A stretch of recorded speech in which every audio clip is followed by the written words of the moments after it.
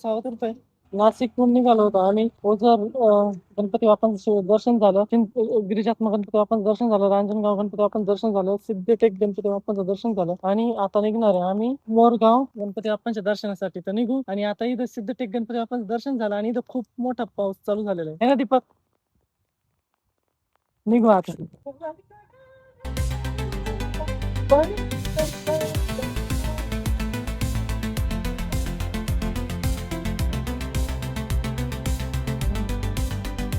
सिद्धिविनायक गणपती बाप्पांच्या मंदिरापासून मोरेश्वर गणपती बाप्पांच्या दर्शनासाठी इथून 56 किलोमीटर लांब आहे आणि आम्हाला लागणार 1 तास 11 मिनिटं.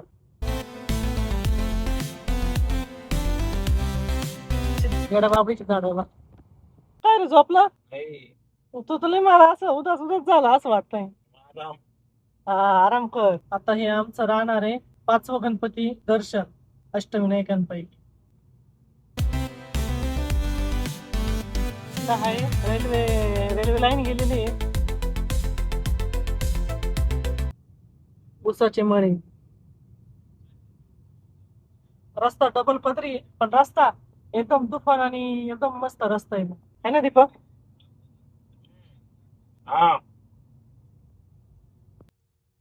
मोरगाव जेजुरी आणि थेऊर हा रस्ता जातो. मोरगाव इथून आहे 37 किलोमीटर. म्हटलं थोडासा आता नाश्ता करून घेऊ कारण की जेवणाचा टाइम नाही राहिलेला आहे. आणि आता माझं लगभग 4:09 आणि त्याच्यामुळे आता आहे ना डायरेक्ट नाश्ता करून घेऊ. भेळ आली आता. बासुंदी बासुंदी केवढीची रे? 100. आणि भेळ झाली 50 रुपयाची, म्हणजे 100 रुपये खर्च झाला.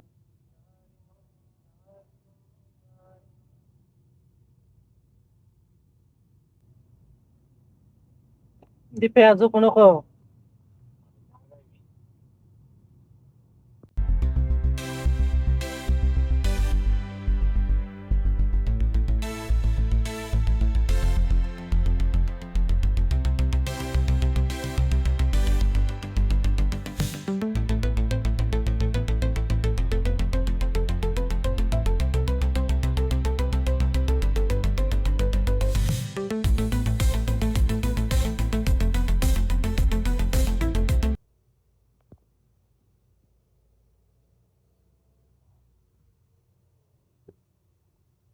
मयुरेश्वर गणपती मंदिरापाशी पोहोचलोय आणि तिथं गाडी पार्किंगला 50 रुपये दिले. Finally finally finally Mayureshwar Ganpati मंदिरापाशी पोहोचलेलो आहे आम्ही. काय दीपा मस्त इथं पण गाडी पार्किंग होती दीपा. ही 3 नंबर गाडी पार्किंग आहे. आपण केली 4 नंबर गाडी पार्किंग.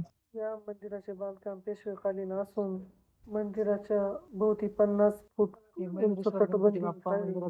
मेन प्रवेशद्वार आहे. गणपती बाप्पांचे वाहन मूषक सोबत नंदींची मूर्ती पण आहे. अष्टविनायकांमध्ये हे एकमेव मंदिर आहे. नंदींची मूर्ती विराजमान आहे. मयुरेश्वराची मूर्ती डाव्या सोंडीची आहे आणि त्यांच्या सोबत इथे रिद्धी सिद्धी विराजमान आहे. सिंधू नावाच्या राक्षसाने देवांना बंदी करून त्यांवर अत्याचार केला होता आणि सिंधू राक्षसाचा वध करण्यासाठी गणपती बाप्पाने मोरावर बसून त्याचा संहार केला होता. त्यामुळे या स्वरूपाला मयुरेश्वर किंवा मोरेश्वर असे म्हटले जाते. या गावामध्ये पूर्वी खूप मोर होते, त्यामुळे याला गावाला मोरगाव म्हणतात. गर्दी खूप होती का रे या मंदिरामध्ये? गर्दी आता कमी झाली. आता मगाशी गर्दी होती, आपण गेलो तर दर्शनासाठी खूप गर्दी होती. मग पुण्यामध्ये बारामती तालुक्यामध्ये याच्या आणि ह्याची मंदिराची चालू राहण्याची वेळ आहे सकाळी 10 वाजले संध्याकाळी 10:30 वाजेपर्यंत. दर्शन एकदम प्रॉपर झालेलं आहे. आता निघायचंय थेऊरला गणपती बाप्पांच्या प्रवेशाला. तोपर्यंत राधे राधे.